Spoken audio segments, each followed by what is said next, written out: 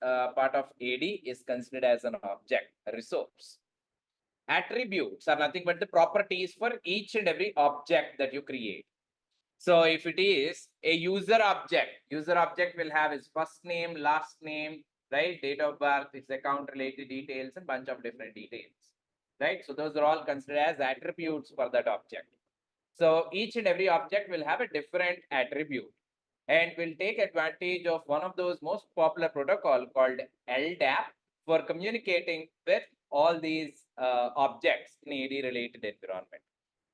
So LDAP is a lightweight protocol that will allow us to perform a bunch of different activities, like even authentication in case of non-Windows environments or non-Windows devices that are part of domain environment. So schema is kind of an entire blueprint of your domain. So it defines what type of objects exist in your domain, right? And what are the things that are part of your Active Directory environment.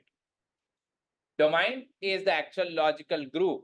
Say domain will tie up all the objects that are part of this particular environment or AD related environment. Say, for example, if I want to access a computer in this particular domain, I'll simply mention the computer name along with the domain name, right? So this will address that unique object or unique entity in this particular AD related environment. So domain, schema, attribute, and object. So these are the basic things in AD related environment.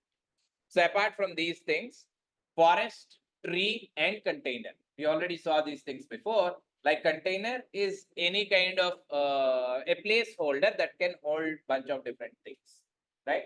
So in the domain controller, we have seen this, like the domain controller contains a container named as users, and this particular container contains a lot of different things in it. So for today's demonstration, I'm going to switch to a different computer in this network, which is running at 0.60. Let me try logging into the device to show you all these details. So 65 is the IP address of the device.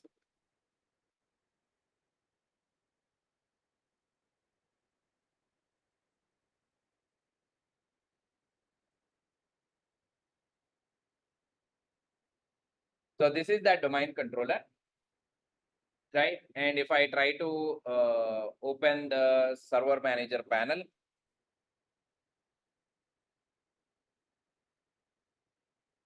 so if I head towards the local server, you can see the details related to this computer or the domain, right? So computer name is Cartel DC, domain name is cartel.local, right? So the services that are enabled, IP address is 0.65.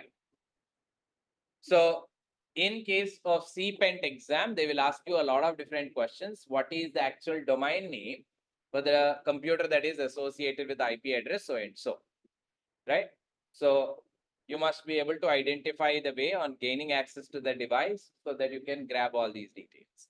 Or else they may tell you that domain controller is at this particular IP address. Find out what is the actual domain name, right? In fact, right now we didn't did any kind of enumeration or different tools from different computers in this network like Kali Linux, right? So we perform all the operations right from the Kali Linux to gain access to this domain, right? We'll discuss bunch of different tools later where we'll see on how we can grab all these details. But if you already gain access to the device, this is how you can identify that.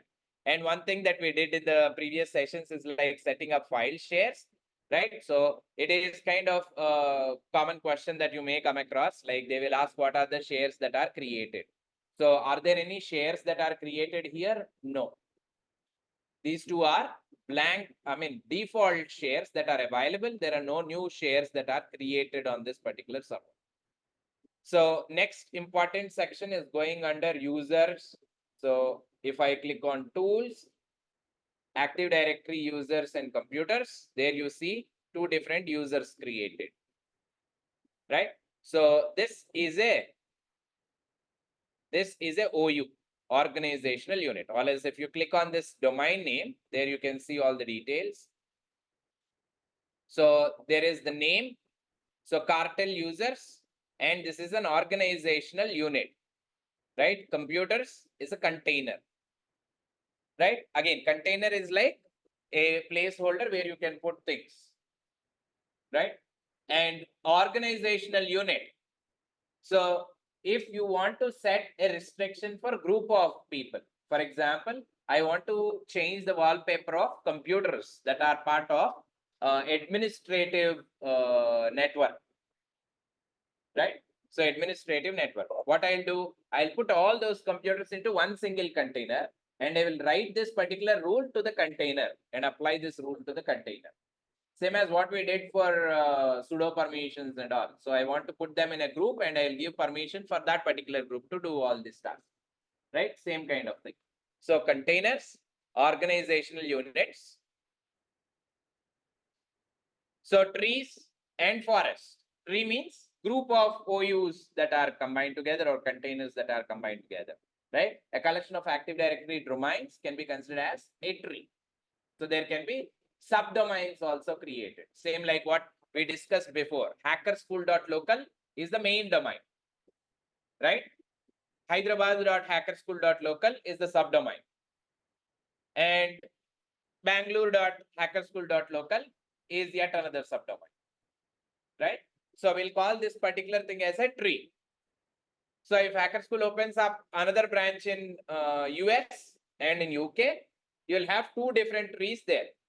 Putting all these things together with one specific domain, which is hackerschool.local, that is forest, right? So grouping all these things will be considered as a forest. And there comes some other important things. Please note down this point in your notes. The first point that you see on the slide, security principles. Security principles are anything that the operating system can authenticate.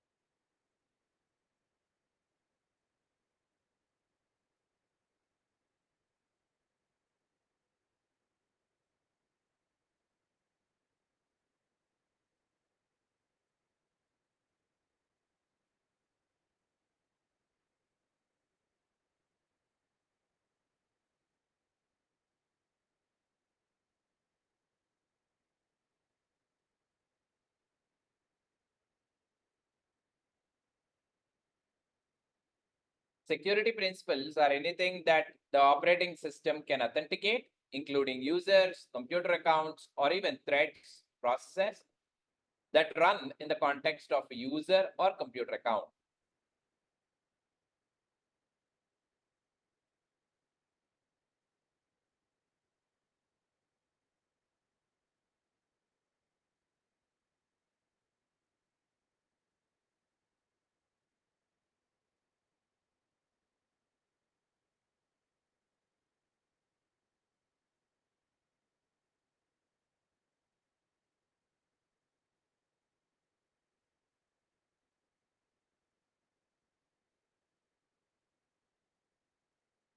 First point is more than enough.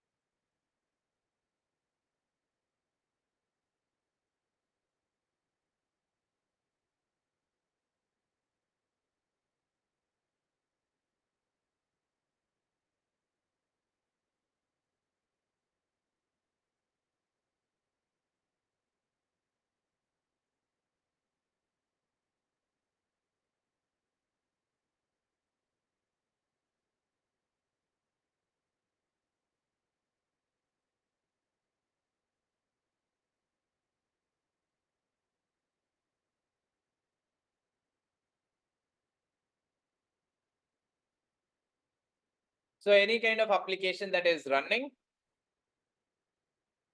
on a computer will be running it as a service account user.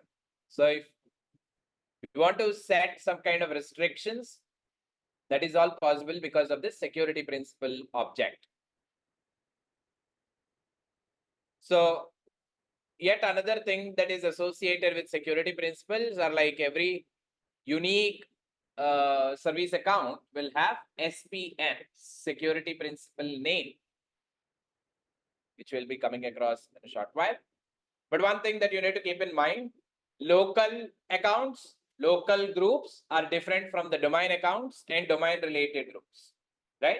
So local activities will work only for this local device, but domain level things will work on the entire domain, right? On all different objects in this particular domain.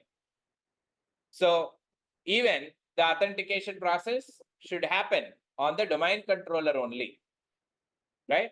So local users will not have access to the domain details and domain users will not have access to the local details until and unless you make this particular domain user part of a local administrator group or local groups, right? So moving on to the next one, GUI S security identifier SID. Every user ID that you are seeing in your computer will have SID, unique ID, that is used to refer to all different objects in this network. So this SID will be given for every object in the AD related environment. Similar to that, so global unique identifier GUID is yet another identity that is given for different devices in this network, right? So these IDs are unique across the entire domain, right? So please note down these points in your notes. Distinguished name, DN, describes the full path to the object in AD. So from here on, if you see DN or if you say DN, these are the things that will be enumerated or grabbed. So CN, OU, organizational unit. So what is the purpose of this one? This is indicating that John is a user who is part of ITOU. Inside that there is employees OU of domain corp.local, right? So this is distinguished name, describes the full path to an object in AD. Next one is SAM account name.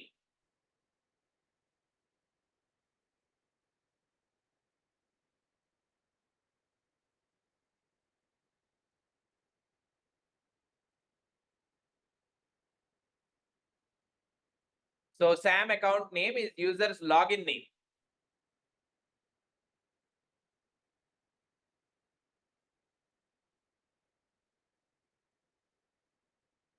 SAM account name means user's logon name. So remember in the last class we configured like rahul.t, right, ujjwal.a. So those are all SAM account names.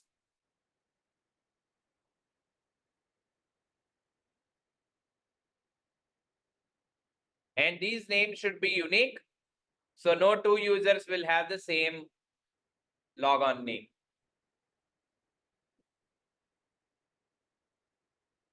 Next is user principal name.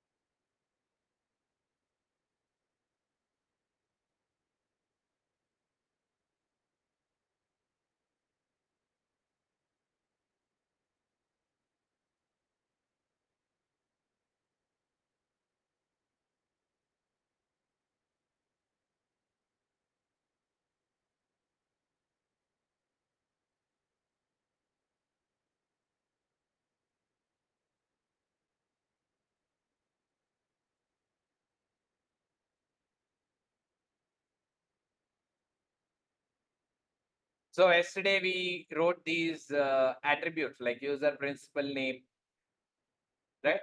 So in fact, we need to cover this theory in the last class itself, but I thought like going with practical and then coming back to theory can be much easy to understand.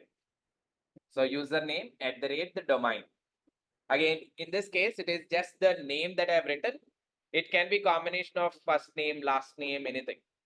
So it can be like rahul.t at the rate cartelsoft.local.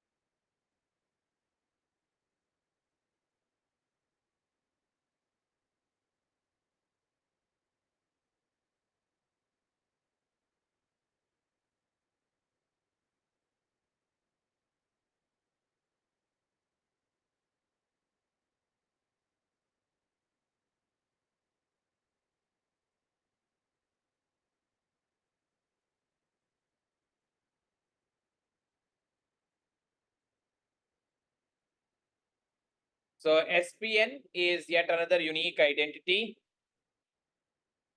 for a service account.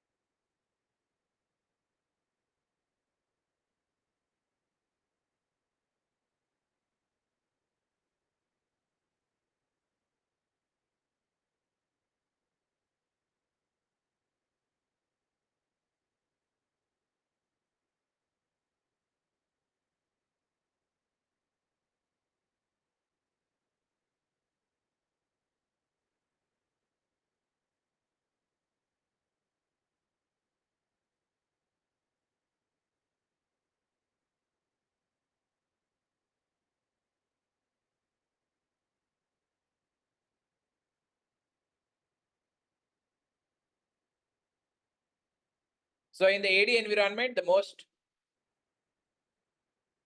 common and important protocol that is used for authentication and authorization activities is Kerberos protocol. So this particular Kerberos protocol is used between Windows machines. And as I mentioned before, like there can be some Linux machines also part of AD environment. For those things, we'll take advantage of NTLM authentication rather than Kerberos authentication.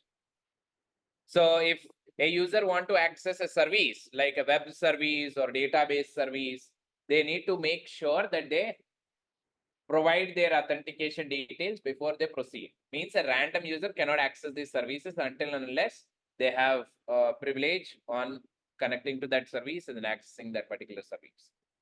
So each and every service account will have this SPN, right? So if Tomcat is running on the target device, then the Tomcat service account will have an SPN, right? Which is used by this Kerberos authentication. Similar to that, if there is a database service like MySQL, there will be some MySQL service account or SPN associated. So these are kind of common questions that you will be seeing in the interviews also. So yet another thing is GPO, right? Group policy object. Say, what is this GPO? For example, I want to disable antivirus on all the computers in this network. I can't go onto individual computers and do it because there are thousands of computers in my network. So now I'll simply write a GPO group policy object on the domain controller and apply it on whatever object you want. Right? So what we did, we created a OU where all computers in this network are present. So I'll apply this particular policy of disabling antivirus to this OU, right, in which all computers are there. So it will be automatically disabling everything in this AD environment. I mean, Windows Defender on all the computers. Similar to that, any change that you want to make. For example, there is a patch that is released for all our computers, right? So we'll write this particular command and set this particular rule on our domain controller, and this will be applied to all different computers in this net, right? So wherever you are connected, for example, if you are conducting a pen test, or else if you are in your organization, college or office, if you are able to use one single login to log into any computer in this network, it means it is an AD environment, right? Most of the college universities will have this AD related environment set up, right? And organizations generally use this AD so that anyone can log into any of these, right? Next one is access control list. So these are the rules and regulations that you can write for a specific object, like permissions that you can provide. You remember in the previous session, we actually created a folder and we opened settings where we can add permissions on which user can access, which user can read, write, execute, and so on. That is called as access control rights, ACLs, right? So you can write these ACLs for any of the objects that you want. And fully qualified domain name, FQDN, the complete name of a specific object, right? Or computer in this particular AD environment. So if I want to identify one computer in this network, I'll write this fully qualified domain name. So DC01 hackerschool.local. So this is the computer name. So DC01 is the computer name and hackerschool.local is the domain name, right? And .local is nothing but the top level domain. You remember the DNS concepts? So there will be different levels of DNS servers. We'll have root servers. We have top level domain server, authoritative name server. Top level domain servers are responsible for holding that .domain, .com or .in, right? Kind of things. So here TLD is that local. So this is one of the questions in CPET exam. They will ask what is the fully qualified domain name of computer running at IP address so and so, right? Then you must be able to put that particular detail over there. So note down the first point.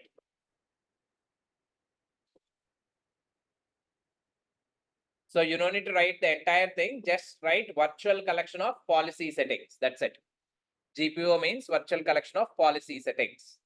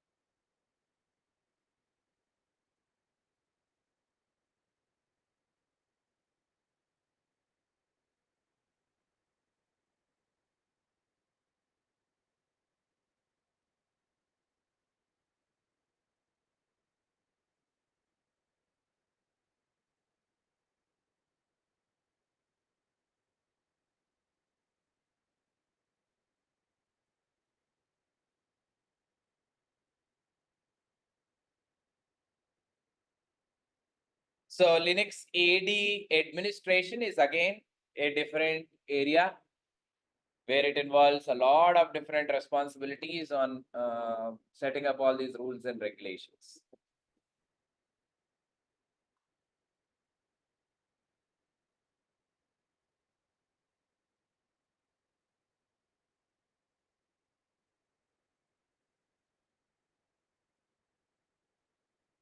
So now the same exact concepts will apply both in case of cloud-based one and also local AD related environment with slight changes here and there, the way how they can be accessed.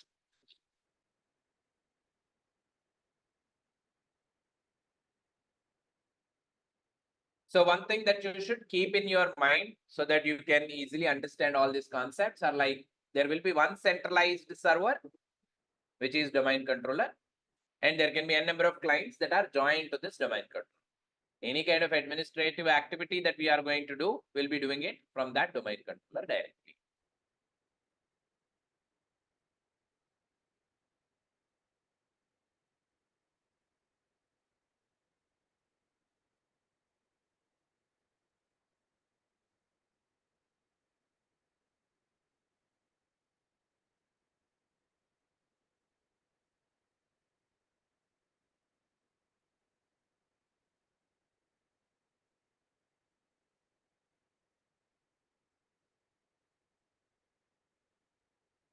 So with this basic terminology in mind, let's move on to GPOs and create GPOs.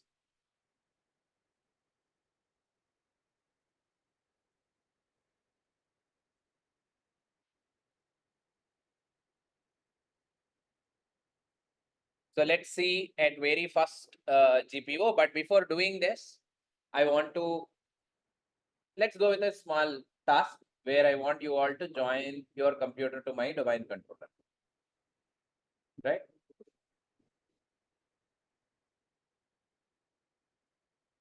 So people who are online can actually do it on your local network. If you have already done joining your clients to the domain controller, it's okay, fine. Right? Just kind of a quick revision thing, because I can observe that there will be a lot of issues that you will be facing while joining clients to the domain, right? It will not be that easy as what we covered in the session. So keep it clear.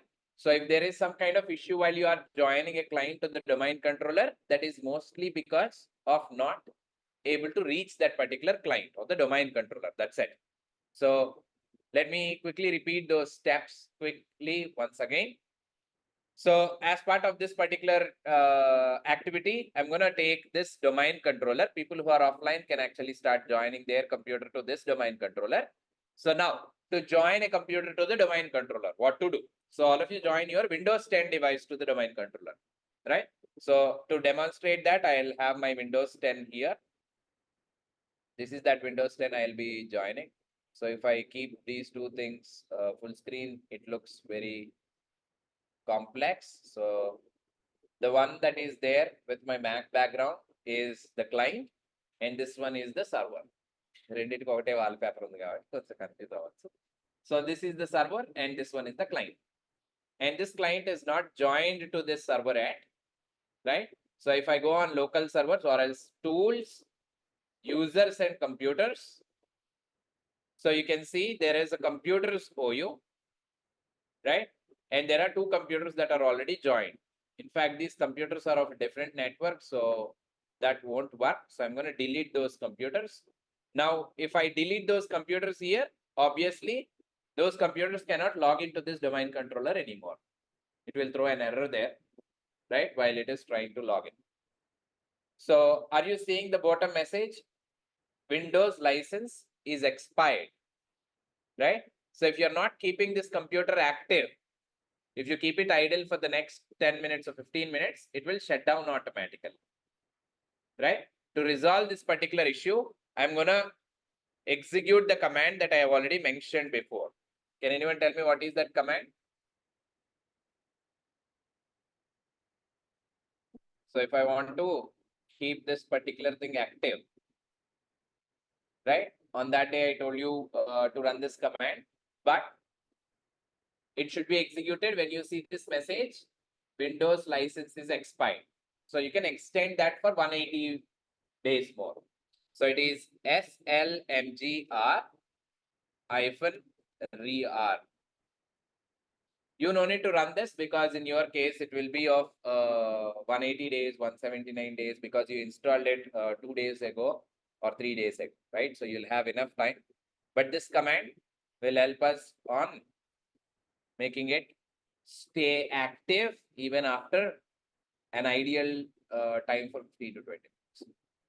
So let me restart this device once so that will not have any issue. Obviously, I took an RDP connection to that device to demonstrate that. So before that machine restarts and get ready to log in, let's do all the client changes. Let me repeat that process once again. What are those three things that we need to do? Very good. So we need to change the DNS settings, computer name, DNS settings, and bunch of other things. So for that, the very first thing is to check the computer properties. So I'm going on computer system properties.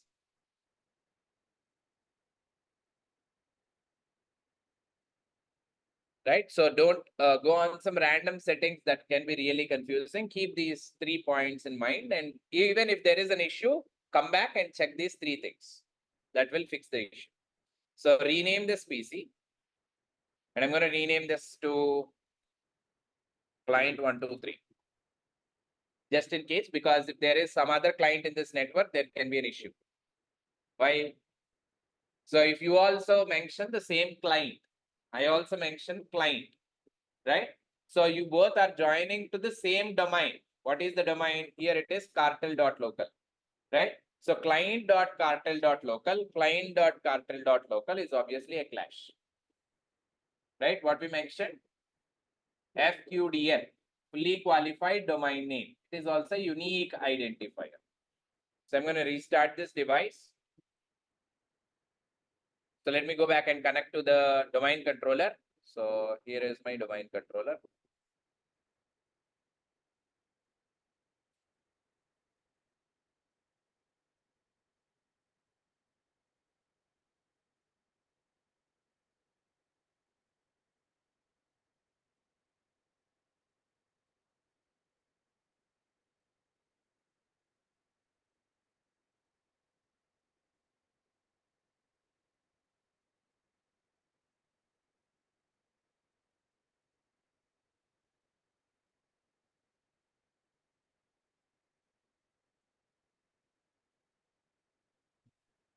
So this is the same Windows 10 Pro that I've shared with you, which I'm using for this purpose. Now, on the domain controller, if you observe this time, there is no license related error or warning. It is removed. Or else it will show you that it is extended for 180 days. Right? And the counter again begins. So to join that client to this domain controller, there are 2 things that are very important. What are they? The domain name of the domain controller and the IP address of the domain controller.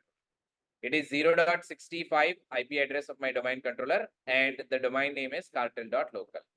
Now, everyone who is part of this offline network, right, offline session, start continuing with this process and join your client to this domain controller, right? So start your Windows 10, open command prompt on Windows 10.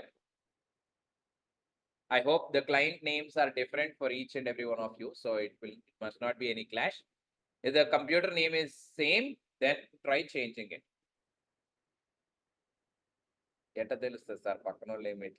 Make sure that you communicate with other because this can be a clash. So client and అందరికి ఉంటుంది automatic. So you need to change that. So if you are using the same Windows 10 Pro that we have shared, client is the name that is assigned for everyone. So I'm going to start IP, checking IP. So it is 227 as IP address for this device. Remember, this particular machine will be up and running only for today's class. So let us leave this to the dynamic IP address only. It's not at all a problem, right? It's only wallet cake, right?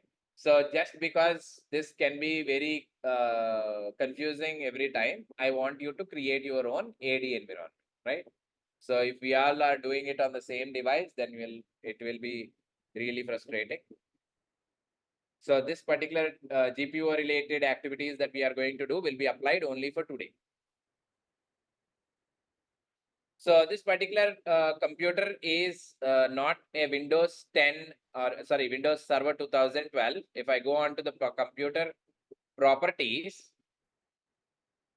our domain controller this time is a Windows Server 2019, not 2012, right? So the one that I'm using is Windows Server 2019. So we identified the domain name and also the IP address. Now identify what is the IP address of your client. So what is the next step? Perform ping on the domain controller and check whether you are able to reach domain controller or not. If you are able to reach domain controller, perfect.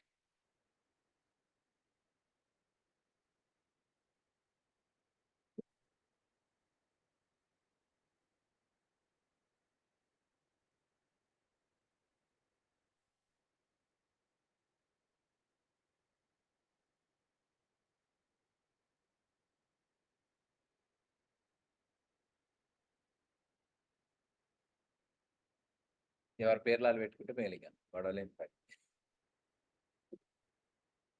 So check the IP address and make sure that you are able to reach the domain controller by performing a quick ping. So the domain controller that we all are going to join this client to is at 65 IP address.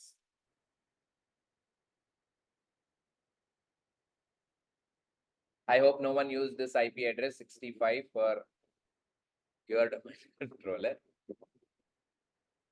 So that is the reason why in the classroom environment, it is better you set this network thing if you are running all three devices in the same computer or same laptop. Right. So we are done changing the computer name. We can reach the domain controller or not. What is the next step? Next step is to go on to the network settings. Right. Click on change adapter options.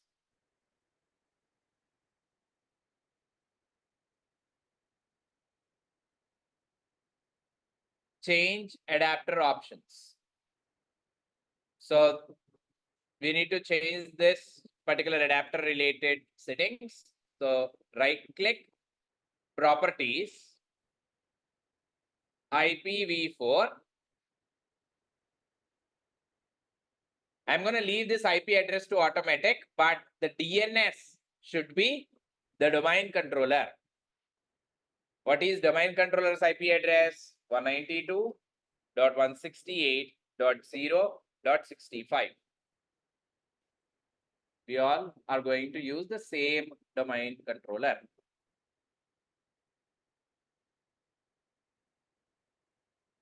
So this is one of the most important things that you need to remember. If this IP is not configured here, your computer cannot reach domain controller and you cannot join this computer to the domain controller.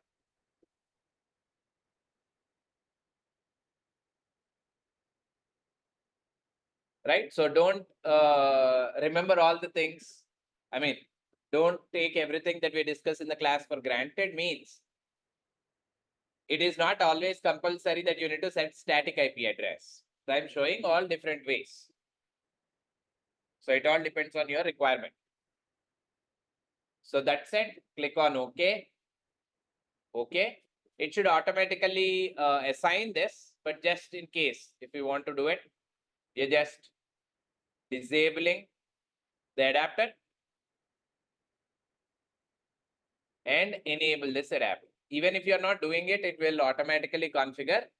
But నాకు కొంచెం జాగ్రత్త ఎక్కువ అన్నమాట భయం. ఎందుకైనా మంచిది ఒకసారి peak పెడితే దాని దిమాగ్ సెట్ అవుతుందని. So now if I go on CMD and check IP config, you can see it is 227 as my IP address. Now, if I perform ping on 192.168.0.65, I'm still able to reach that IP. What if I type ping cartel.local? I'm still able to ping. Are you seeing that? I'm able to ping cartel.local also.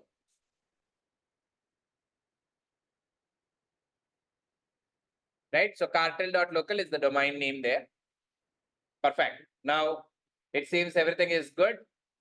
We can move on to the next step. Changing computer name done, network settings done. The last step is joining this to the domain controller. Very simple. So what we need to check for in case of Windows or Windows 10 or any other latest versions of Windows, it is access work or school. Access work or school. Access work or school. And there we go. We have connect option there. Click on connect. And we are going to choose local AD, not online one.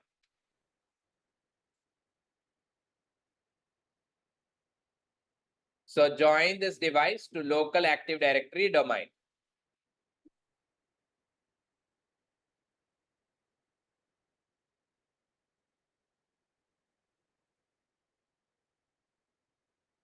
Now we need to provide the domain name. Domain name is cartel.local.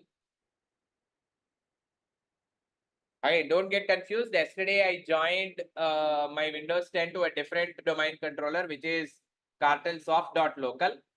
So this is a different domain.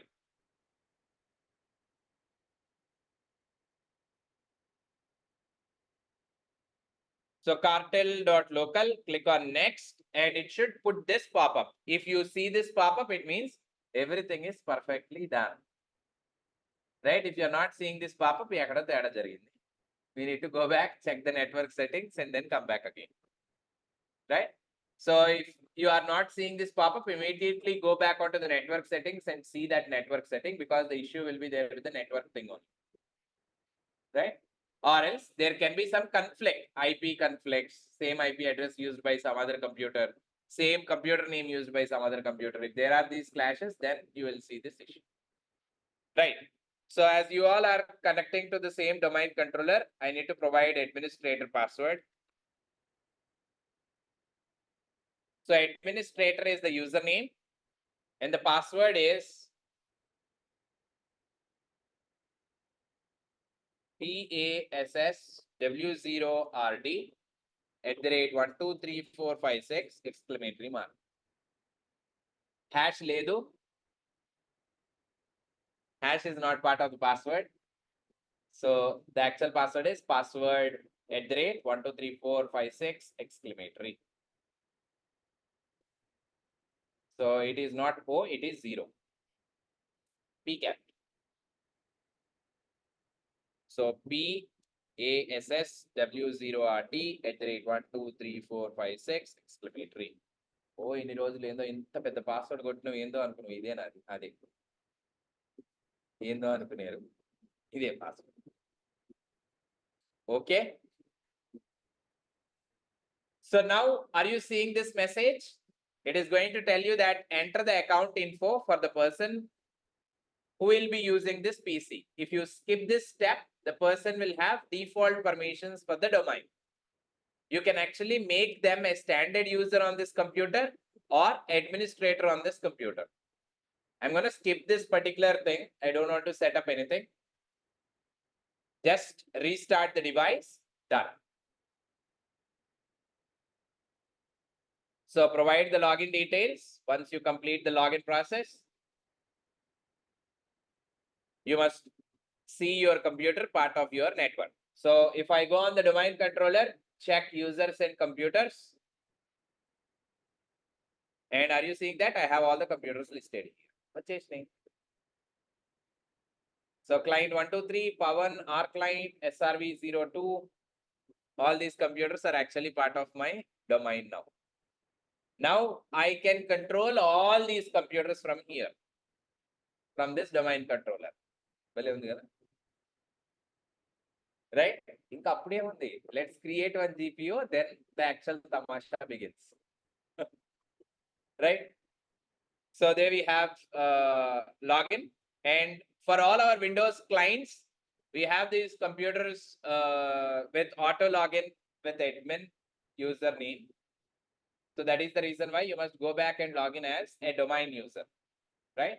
So let's create a domain user, and we all use that particular domain user account to log in, right? So right now you don't have the domain user account, so you can't log in. Let's go on to the users.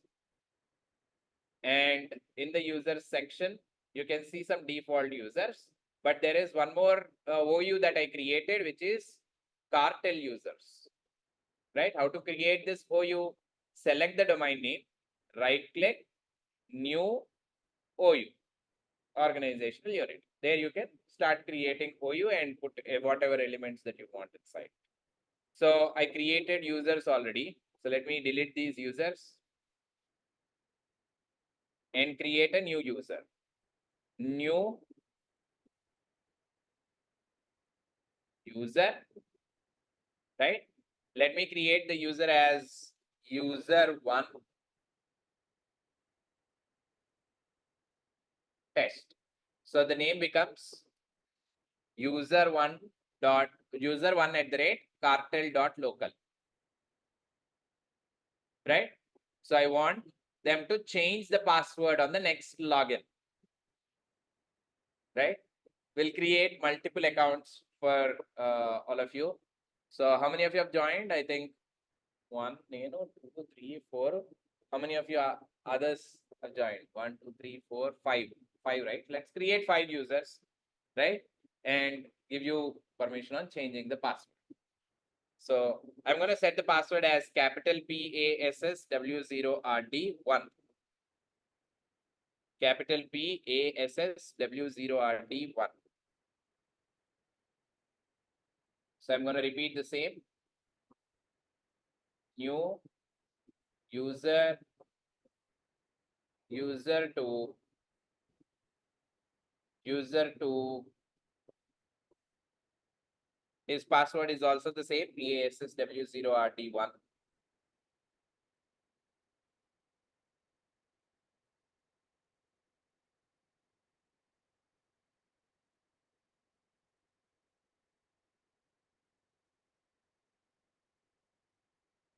User3,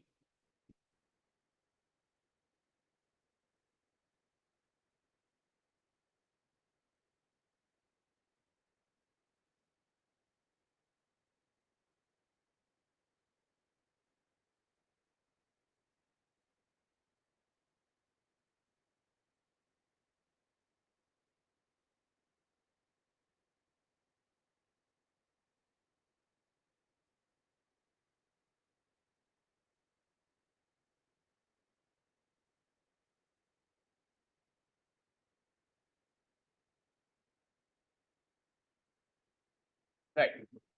So along with this, I want to set few more restrictions for the users. Say I'm picking user1, right? And selecting account once again, right? And I'm also choosing this password never expires. User must change the password and the password is not going to expire anymore. Now what happens is, oh, you can't set both. Fine. Let's leave it to same thing then. Let me create one more account, one last account. And this is the account that I'll be using. User5 is my account. So others who already joined the computer use this 1, 2, 3, 4 to log in.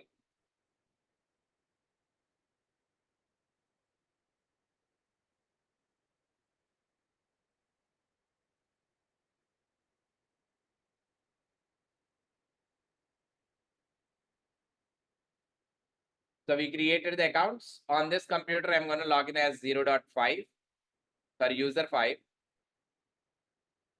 So switch user,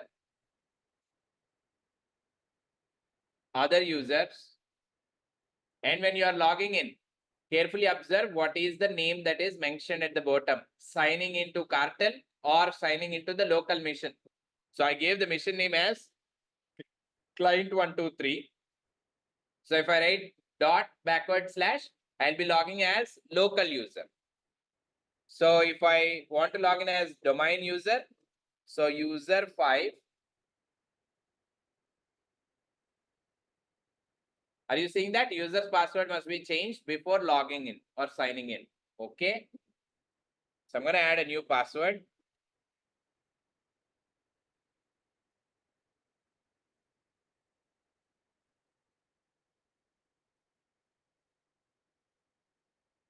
The password has been changed.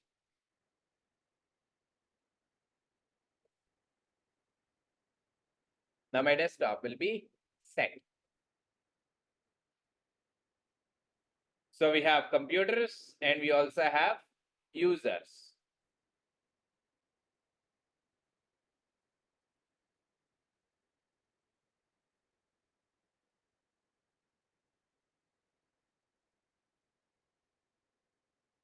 So this is how you can join a client. Again, this is kind of bit confusing thing. That is the reason why I repeated it once again. Same thing that we did in the last class, but a quick revision with an activity. So when you are doing it on your own computer, it will be a bit confusing, but now I hope you all got the idea. So this is how we can join. Now on this computer,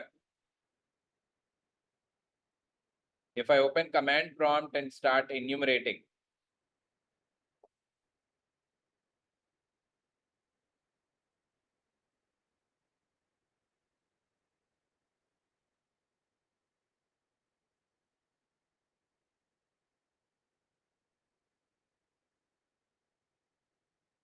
so this computer's IP address is 227 net user slash domain. You can see all the user domain user details.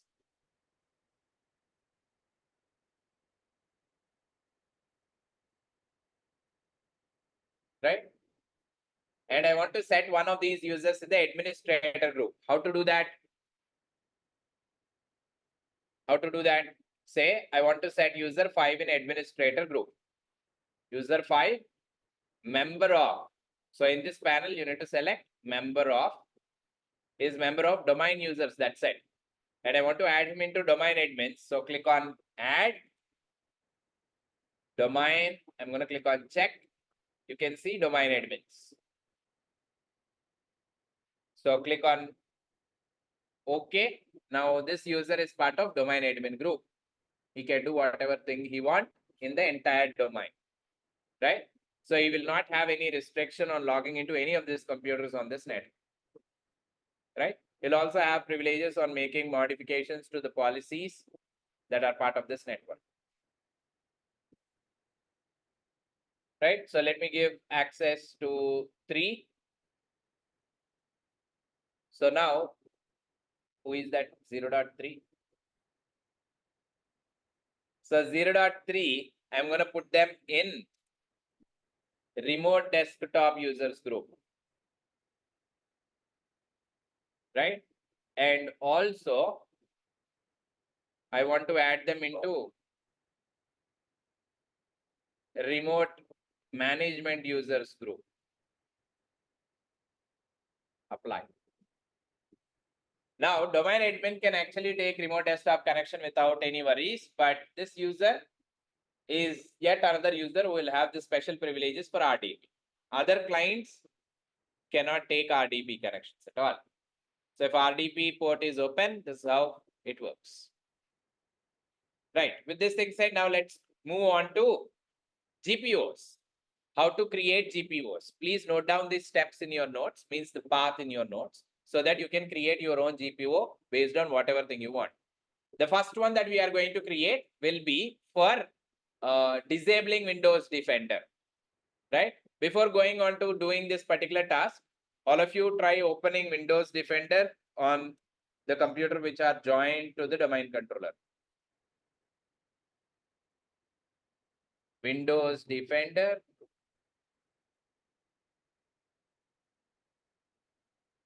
Windows Defender settings.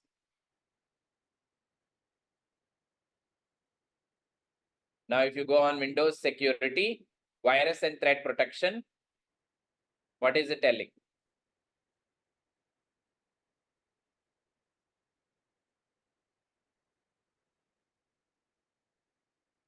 Virus and threat protection is managed by your organization.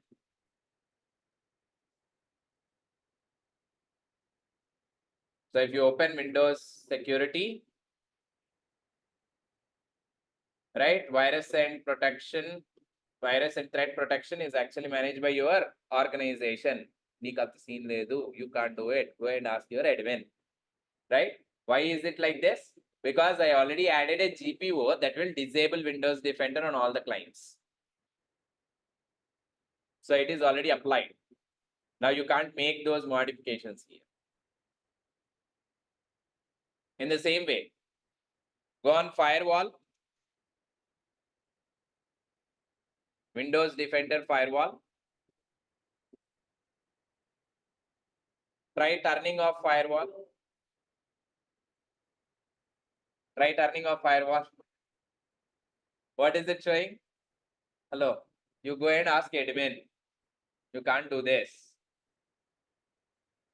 Right? మీ దగ్గర password ఉంది కానీ ఇప్పుడు ఏం చేయకండి. Are you understanding? So administrator will log in only for once when the computer is joined. ఒకసారి join అయిపోయిన తర్వాత ఇక అయిపోయింది. So you cannot do anything. So let's see if we can change the wallpaper for this Windows or not. How to change? Right click, display settings.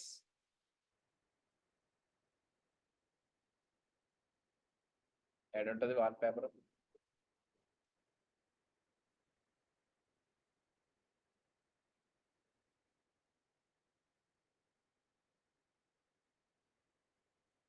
Left car. So personalize. You need to activate your Windows before you personalize your PC. Of course, this is a trial version, so we are not going to deal with it, right? So any kind of activity that you want to do, you must go and take permission first. So can I open Regedit?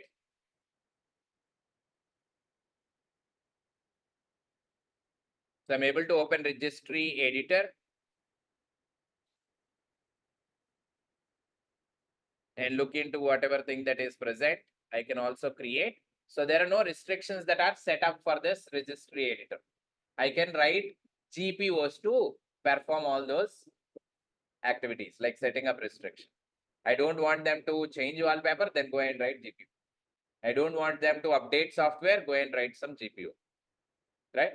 So in my domain controller, there is almost one GPO that is already written. Please note down these steps now. So to write a GPO, what we need to do is to open tools from the server manager panel, open tools, and under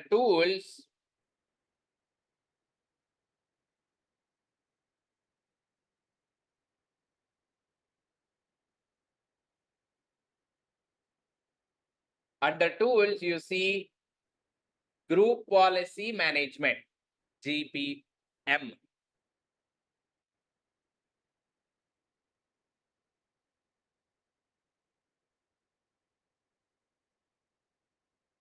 Group policy management.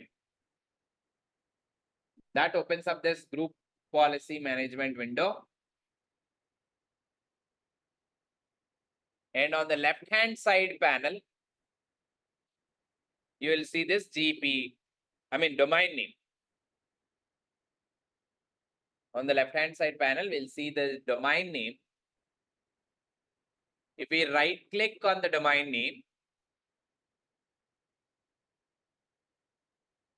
we right click on the domain name, you see two options. One is create a GPO in this domain and link it here. The next one is link an existing GPO. If you have already created, then you can link that existing one. But right now, as we didn't created one, you can actually use this option to create one. Create a GPO in this domain. In fact, I already created that GPO. This is that GPO I created. I named it as Disable Windows Defender.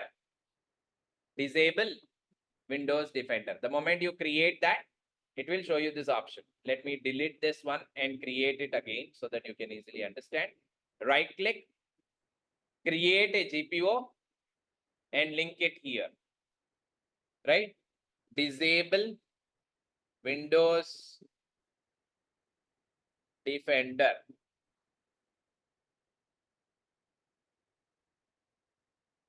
So you can name it whatever thing you want, but it is always better you name it something that is relevant to it. Disable Windows Defender. Let me name it as Win Defender because Windows Defender is something that is already created before.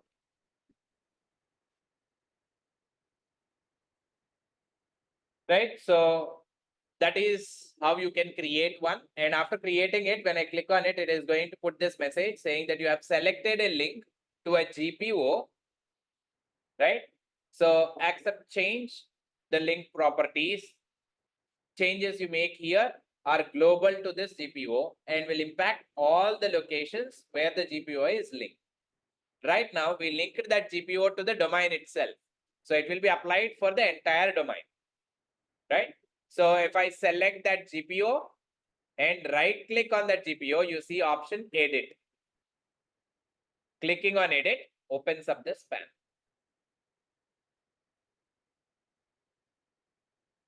Right? So this is group policy management editor. Every setting that you want to do on Windows, you can do that from here. Changing wallpaper, disabling updates, disabling antivirus, blocking firewall, right? Every change that you want to do, you can change it here. For example, you can remove this clock from the desktop, right? You can change the feel and look. So you can fix some other icons at the taskbar. You want to remove Windows Explorer and make Firefox as a default one on all these computers, you can do that, right? Every change that you want to do, you can make from this. Make those changes right from this particular settings.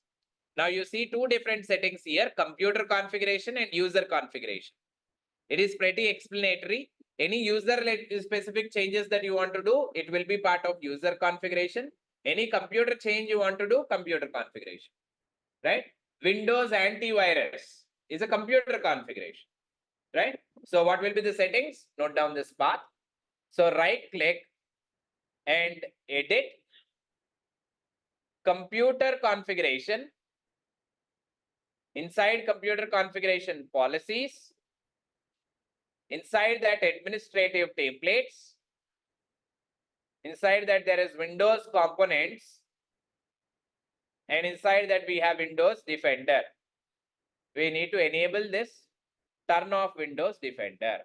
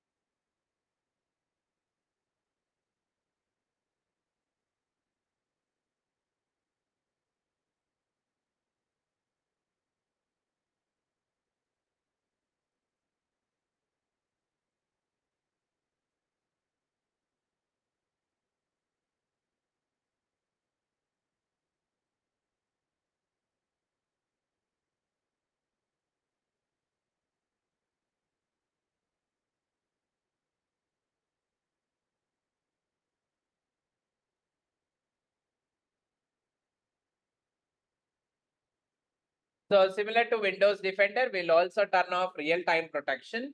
To disable real-time protection, the same computer configuration, administrative templates, Windows components, real-time protection. There you will see turn off real-time protection. Simply enable it.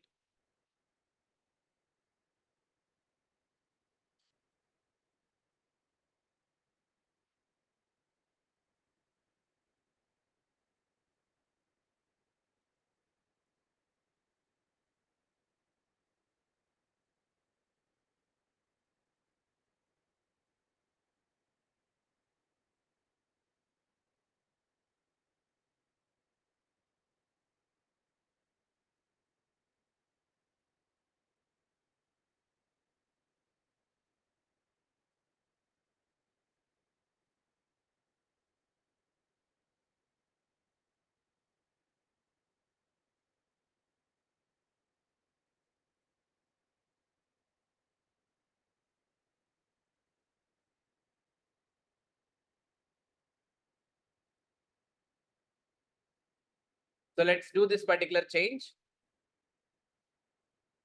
I'll again come back to this slide, this particular notes. So it is computer configuration, policies, administrative templates, Windows components. Inside Windows components, computer configuration, policies, administrative template, Windows components. We have Windows Defender. So here is that Windows Defender antivirus. Right? So there you can see turn off Windows Defender antivirus. Double click on this. It opens up this panel. Select enable. Hello, don't get confused. What we are doing? Turn off Windows Defender. Right? We are enabling turn off Windows Defender. We are not enabling Windows Defender. Right? So if you enable turn off, obviously this will be active. So once done, click on apply. Okay, you must see enabled. Similar to this, real-time protection also you can disable. So in Windows Server 2012, the setting will be in a different location. So that location is computer configuration, administrative templates, Windows components, real-time protection. But in the case of Windows Server 2016, 2019 and above, you can see that real-time protection here itself. So turn off real-time protection, again enable this one. So Windows, dealing with Windows is this damn simple. You'll have all the graphical options, clear explanations here and there. The terminology is also very simple to remember. So once done, adding these two policies, you are good. Your policy is ready. Now I can take advantage of applying this or enforcing this particular policy. To enforce this particular policy, you need to go back to the previous window. I'm going to close this. So this is the policy that we wrote. Right now, enforce is off. Double click here or right click on it and select enforce. Now you see this policy is enforced. Applied on all different clients. So it can take some time on applying all these changes. Just to make sure that it is applied immediately, you can go on your client computer.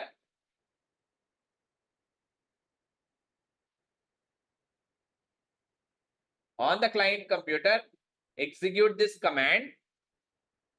Note down this command. GP update.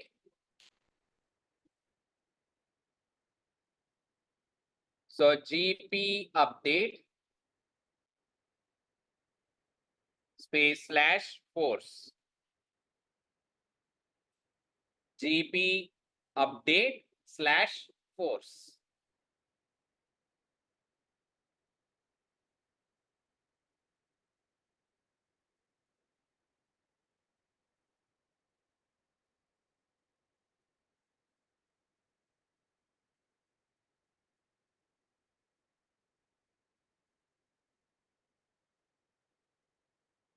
I think the server timings and all are wrongly configured. No, this is 16th of May. Yes. 11:19. Yes. It is correct. And we have this one also. Oh, this particular device is at wrong time. So let us change date and time.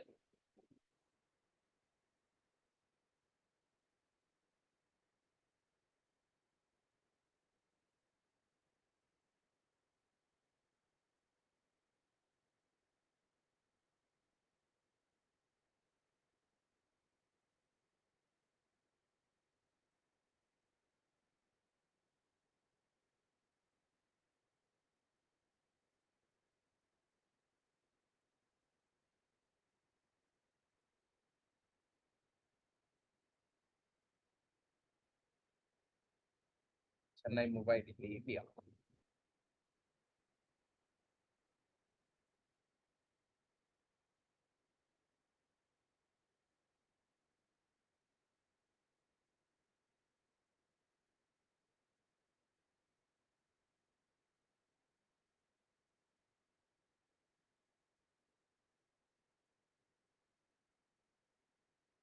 Take wrong. So maybe it is all because this policy is already there, which is already enforced. I deleted that and created a new one, right?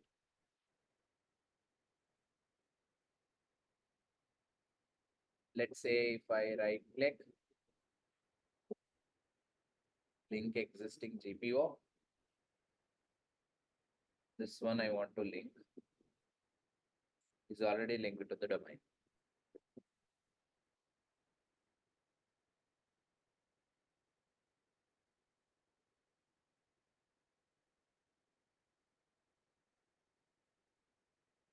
Huh? The title.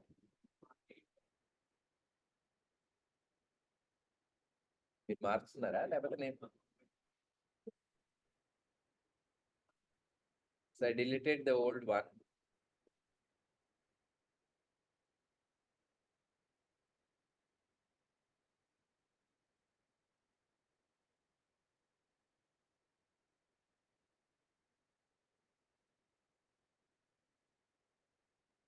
Maybe I need to restart to make it effect because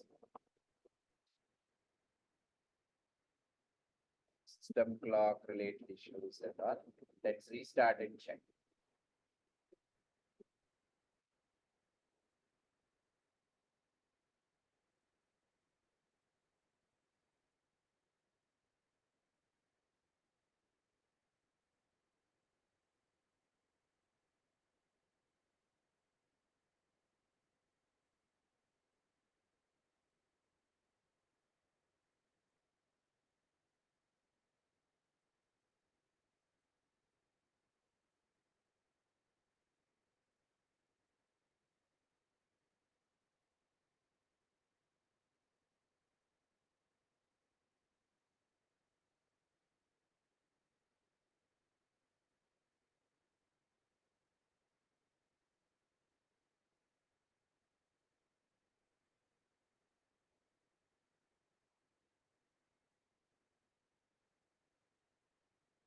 So this is how you can apply the GPO. Note down that command also at the end. So the last thing to do is to execute.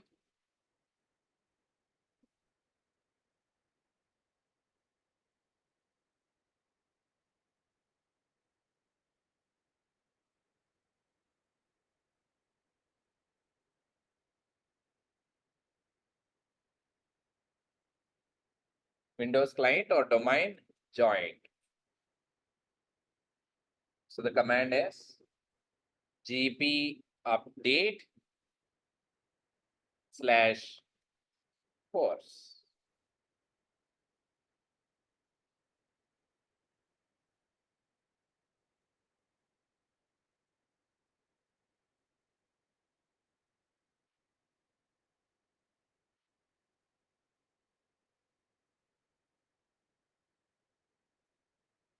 Let's go and check the Windows Defender.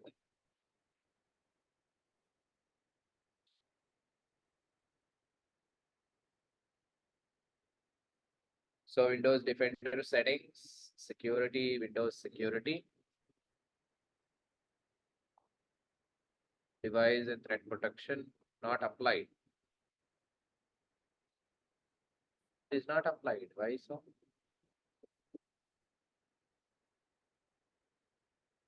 Oh, I logged in as local user.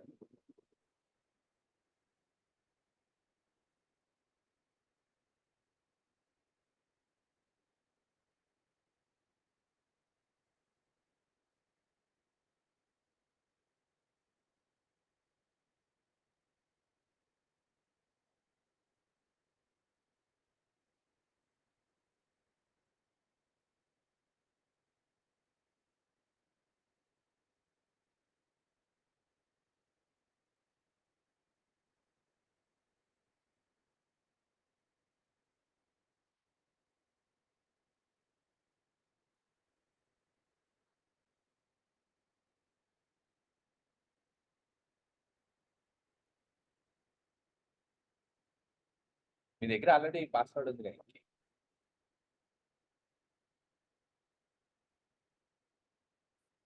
అది అయిపోగానే అది వదిలేస్తా అట్లనే మీరు ఏం కావాలంటే అది చేసుకోవచ్చు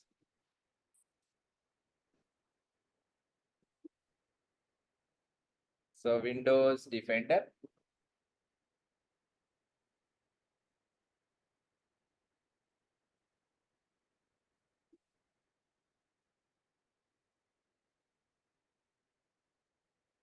Windows security I'm not sure why it is not applied. Enforced it, but it's still.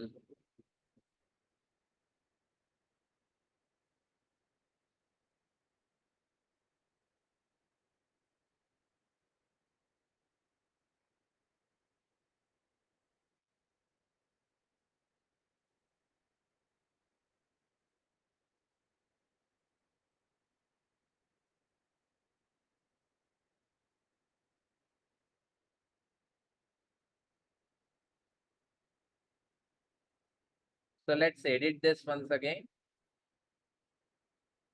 So computer configuration.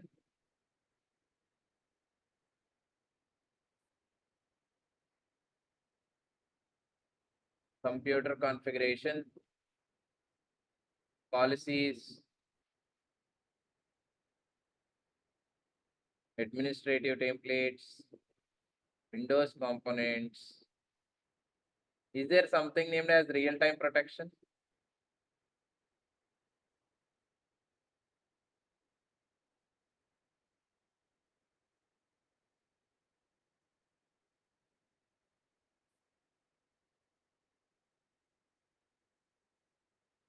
No.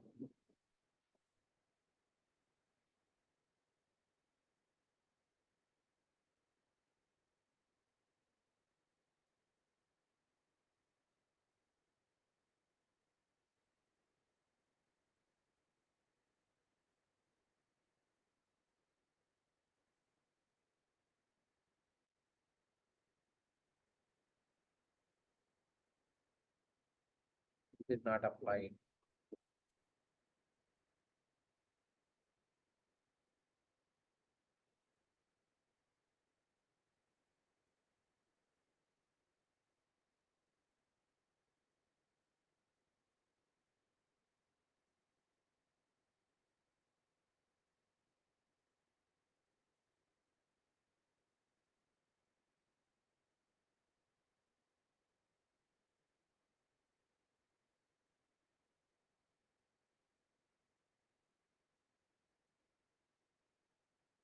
The policy completed successfully.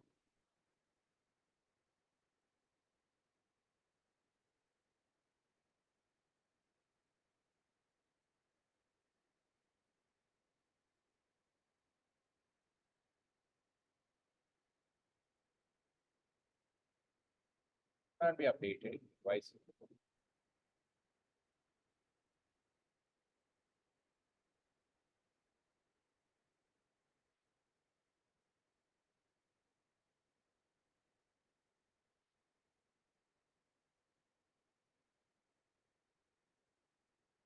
Yes, but now it is telling that it is not updated here, but as you can see here, it is showing is managed by your organization. సరేలే update ఇక్కడ update comment success కాలేదు, but it is working. Got it? It is all because of the GPO that we have mentioned here. I updated that on the domain controller also, and it got affected here. Right? So with that thing said, it's time for a short break. Let's break for 15 minutes, and after break, we'll write one more GPO. Right? To make this concept more clear. So let's break for 15 minutes, and we'll see you all after break.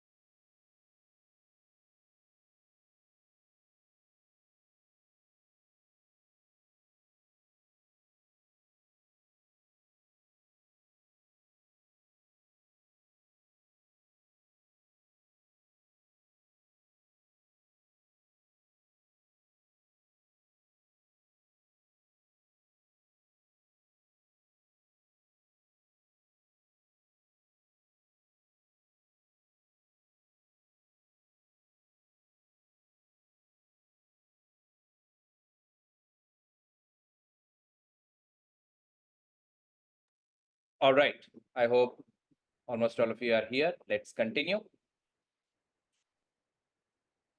It's time to create one more GPO. This time, let's create a GPO that can help us on setting up a login banner.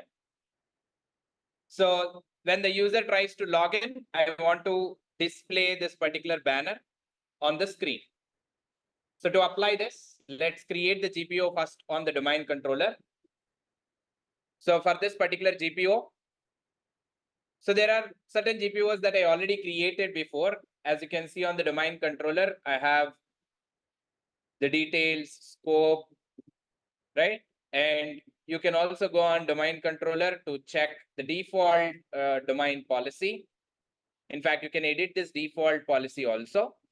And on the left-hand side panel, inside the domain, you will see the section which is group policy objects.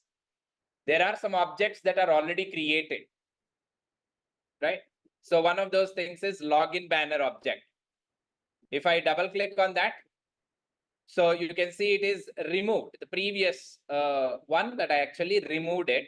So I'm going to delete this one just to avoid any kind of conflict. So now we'll create a new one and attach that to this domain. So the process on how to create the GPO will remain same. So we'll right click on this.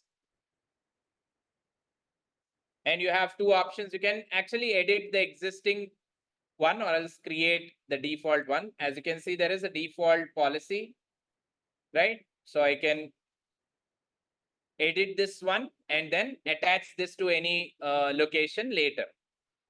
Or else you can create a new one. So I always prefer creating a new one and linking that to the domain. So right click on the domain name where you see create a GPO in this domain and link it here. So I'm going to name it as log on banner. So naming it as log on banner. So this particular GPO is created and you can see it is part of this domain now. So same as what we did before, you can start editing it, add the required configuration, and then you can enforce it and run GP update to update and apply this all to all the domains.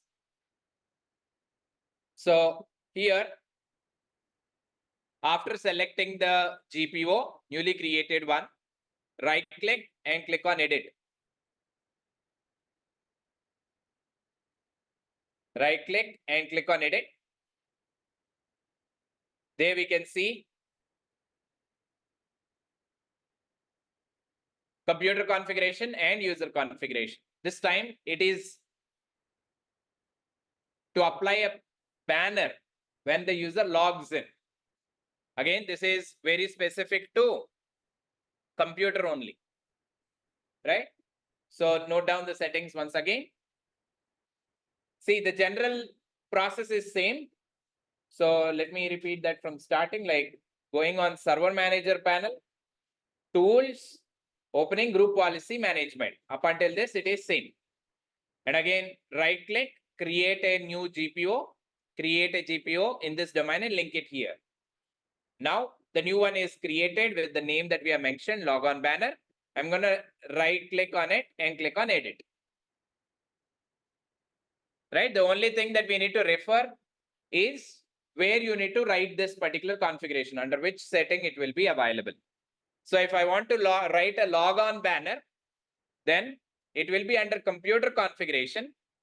Note down this computer configuration, policies,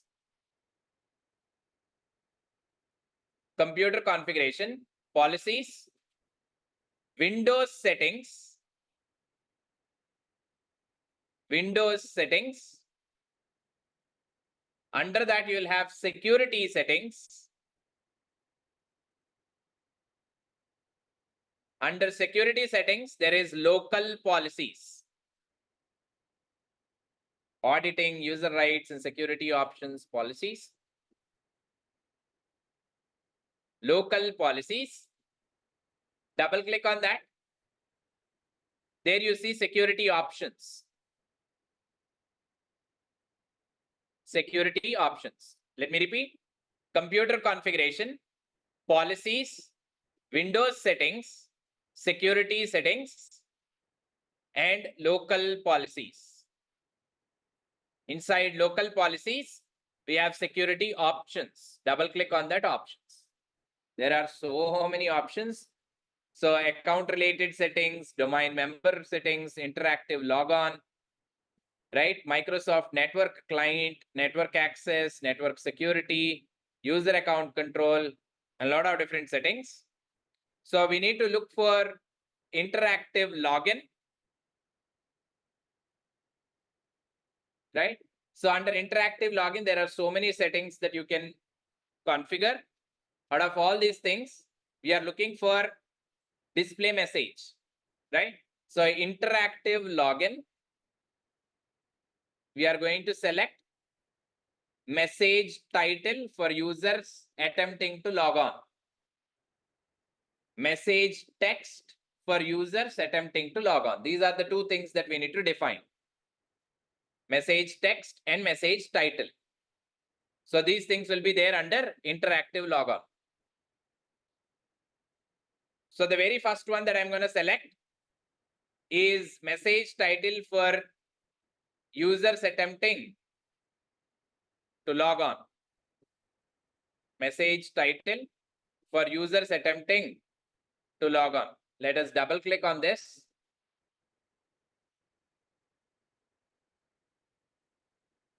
So define this policy setting. And you have two options here. One is explanation on what is it used for. The other one is security policy setting. I want to define a title. I'm going to name the title as login warning.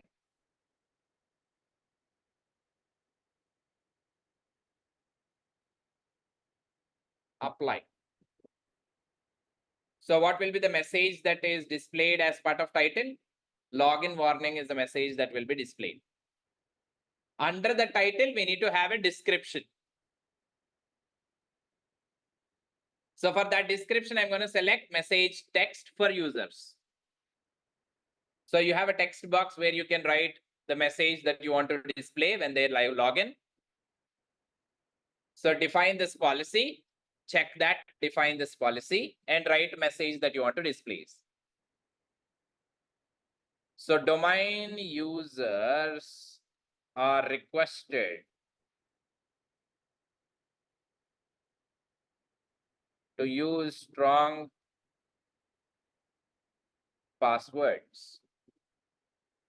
You can write whatever message you want to display. So this message will be displayed when they are trying to log in. So on all our Linux missions that we shared with you, you are seeing a login banner like Hacker School and the IP address and all. So similar to that in Windows. Now when they log in, this is the setting that will be displayed. Or the message will be displayed.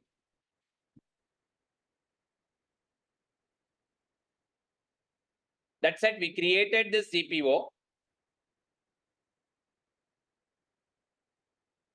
Right? What is the next step? After creating this GPO or all, after setting up all the settings, you need to enforce this. Right click on the GPO name here and enforce. You will see a lock symbol there.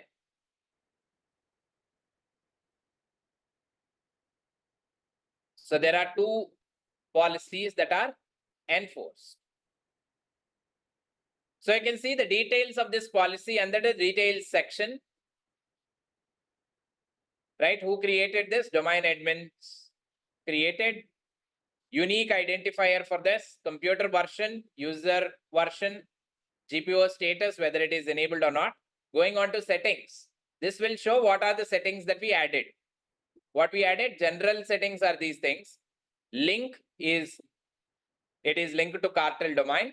And here you see the policy set. Just say general. There are three sections here, general. Next one is policies, Windows, security settings, local policies, security options, and these are the ones that we added. So it will show what are the settings that you have made. Same for Windows Defender. What are the settings we made for Windows Defender? These are the ones. So under computer configuration, policies, administrative template, these are the ones that we enabled. It will show what you are configuring. So under details, you can see all these options. The settings, you can see all the settings that you have made. Now that we enforced this particular policy, right? So we are good to go and see this login message when the users are logging in. So to take this particular thing immediately applied, right? So we are going to do GP update. So let me run GP update here. CMD GP update / course.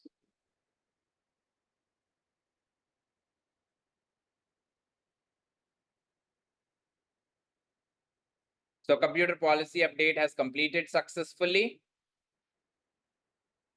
Now, if I restart this device, or else if I try to switch between different user logins, let me restart the device. You don't need to restart it every time. But when you are switching to a domain user, obviously it displays this on the screen. So let's see whether it is applied or not. In fact, you must run this GP update on the client machine. But there is some error that it is showing. Let's see if it is applied or not.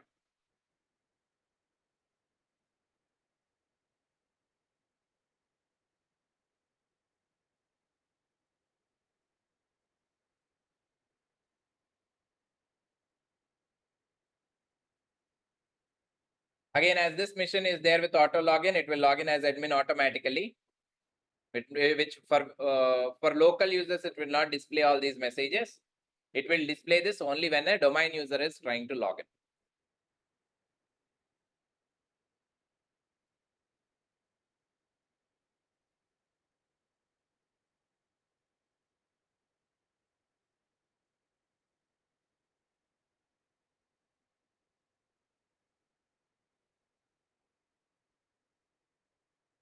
So let me switch to the domain user account, switch user.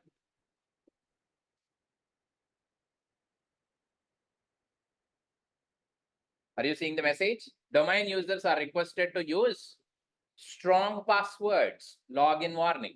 The same message that we configured there. Right?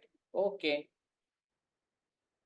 So this is what happens even in the organizations or in the college especially, right? So when a student who is not done with her fee payment, right? When that particular user logs in, this policy will be applied. Then what they will do, they will create a OU and will put all the user accounts into that particular OU and apply this policy to that OU. Only when that user who is not done with fee payment, they will see this message, right? Or else it can be very specific about if you are not done with your fee payment within this 1 week, your account will be disabled. They will write a GPO, or else they will set user settings there. I mean, after what time this account should be disabled, right?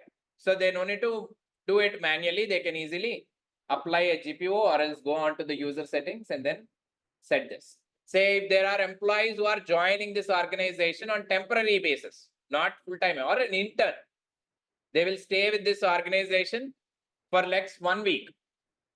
So while creating the user account for them, I'll set that restriction there. After that 1 week, that account will be disabled automatically. Right? So later, if the administrator want, he can enable that by simply going on to the properties of that user, right? Or they can delete that user account. So now the administration job is very simple, right? Say I want to log in as user 5.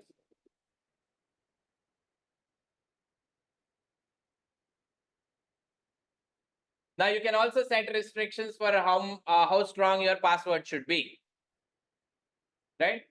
So in general, it will check for 3 conditions. One is capital letter, the other one is number, the other one is special symbol, right? Because of which it worked, for the password that we provided worked. right? So it is P capital. Instead of 0, we wrote O, and there is one more number 1 at the end. We didn't use any special symbol there. But still it is working because it is going to check capital letter, small letter, and number. Only 3 things. Even though I didn't wrote any kind of special symbol, it worked. So you can go on to this GPOs and set a restriction. Again, you want to guard against brute forcing, right? So after 5 login attempts, 5 wrong login attempts, you want them to contact administrator, or else you want them to reset the password, right? By providing bunch of other details related to user. So you must not see, when you are setting up policies, you must think about what kind of dangers can happen. This is why MITRE framework and all that we discussed before is very important. For example, say after 5 wrong login attempts, you want to reset the password. It's okay, fine. But what if attacker also do the same? He'll perform 5 wrong login attempts and he will reset the password. Our actual user will be locked out.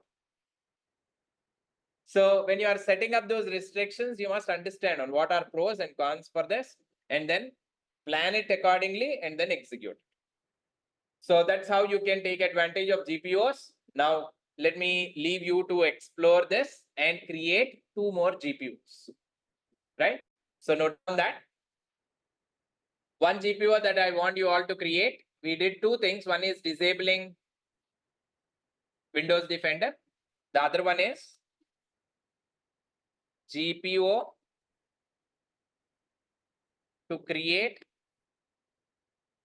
a logon banner. This one we did. So now I want you all to create these 2 GPUs. The first one is create a GPU to change the wallpaper on all domain joins. Domain joins means the clients that you join to the domain controller. They are called as domain joins. And one more GPU, create a GPU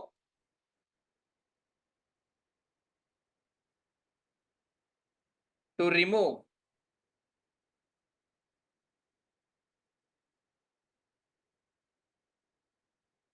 time from the taskbar.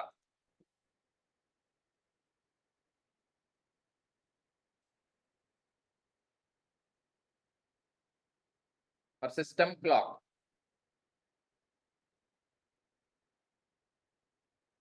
From the taskbar.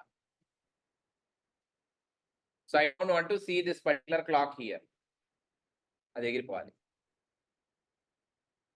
So by simply doing a little bit of googling in those settings, try to apply all these 4 settings and see how your GPUs work.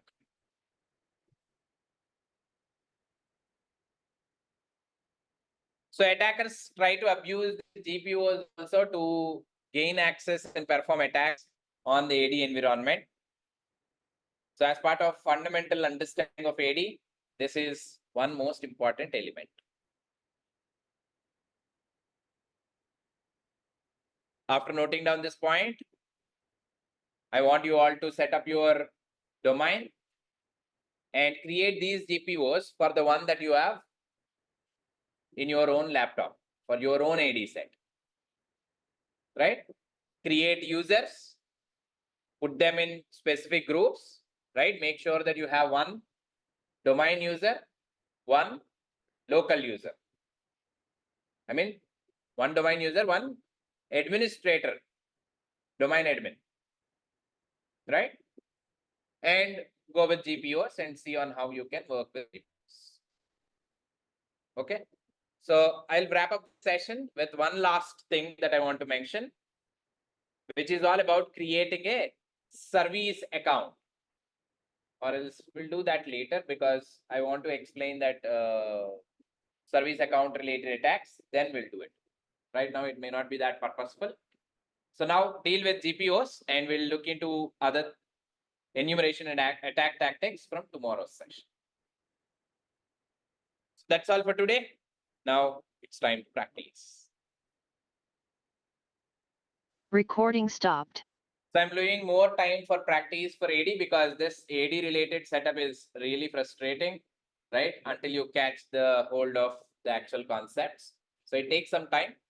So it is more of doing that setup in your laptop. So resources are very important, and bunch of other settings that we discussed are very important. So before wrapping up this, there is one important instruction for every one of you, my dear friends. Next week means 20th of May up until 24th of May. I'll be busy with yet another EC Council training. So you'll not have any classes the next week, right? There is no actual live session conducted from 20th to 24th, right? Please consider this week as practice week. Make sure you complete all your assignments. So I hope you all are done with your assignment 1. So note down assignment number 2. మంచి నిండుగా work ఇచ్చి వెళ్ళిపోతాం. Assignment number 2. Assignment number 2 is to create a new AD set.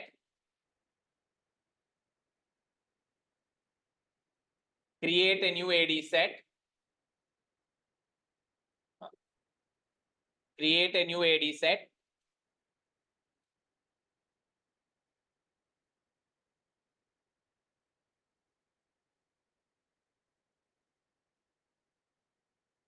With 3 computers,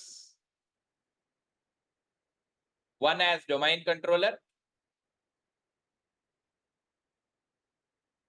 running Windows Server 2019, one as domain controller, running Windows Server 2019, and 2 Windows 10 computers. 2 Windows 10 computers.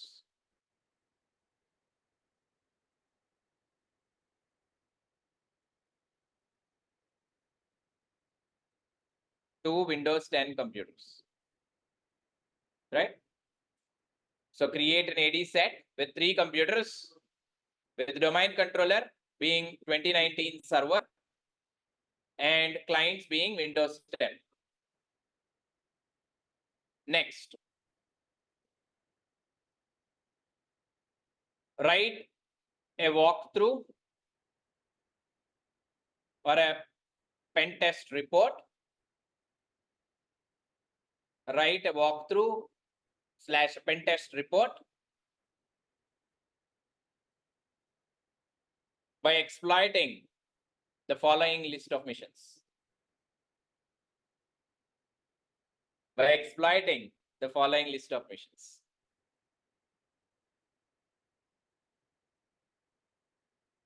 HSVBox 2,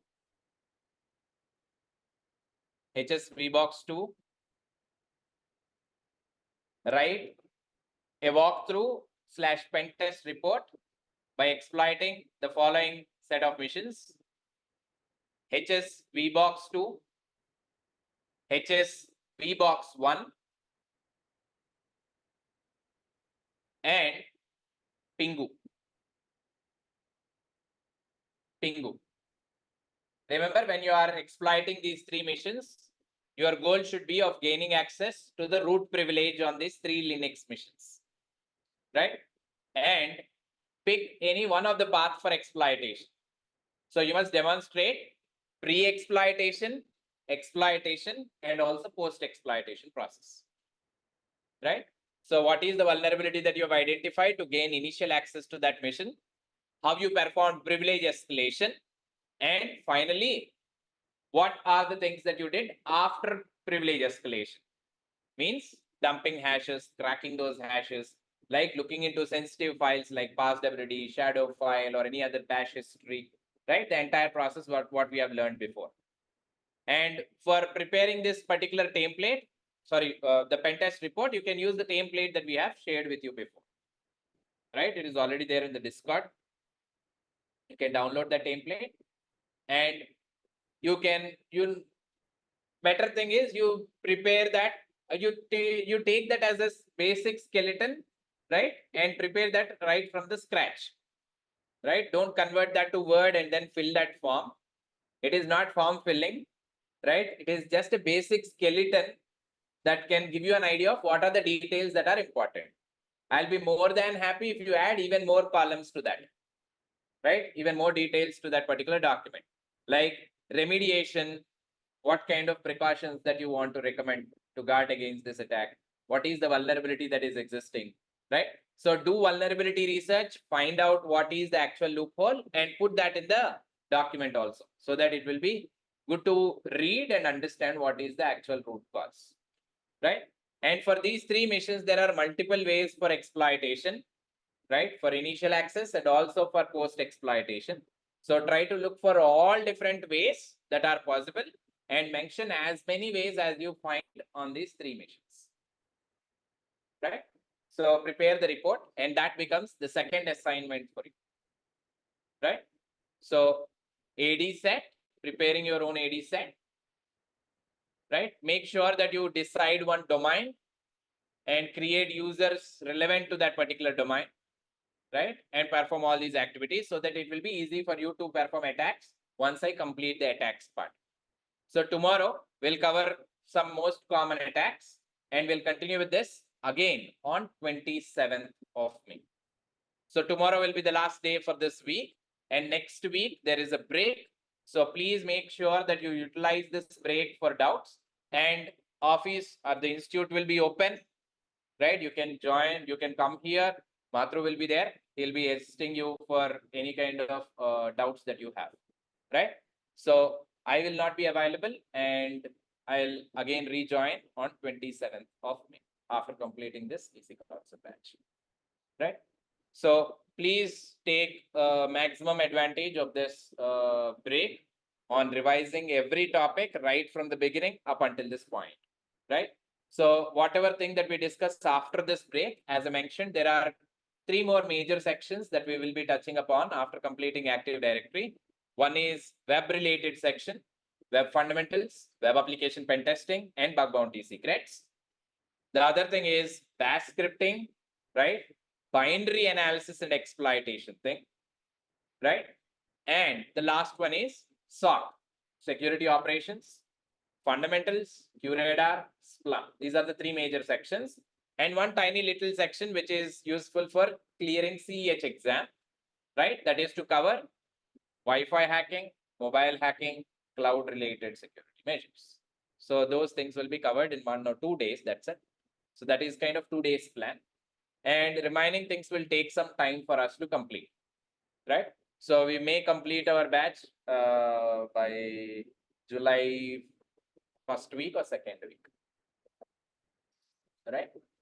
So we are getting towards the second major section of this particular course. We are halfway through this course. So please make sure you revise all the topics that we did so far and get your doubts clarified, right? So things look very simple. Once you have done all these practicals on your own, right? Try to apply them in different angles. So don't fix to the same examples that we have discussed in the class, right? In the class, what we are doing is just to demonstrate what is what. But if it is a different scenario, then you must be able to apply it there also. So please make sure that you are able to do it. And that's it. Nothing much. So those are the important instructions that I want to share. Please make sure that you join me in tomorrow's session where we'll be discussing all the attacks, right? So now please create these GPOs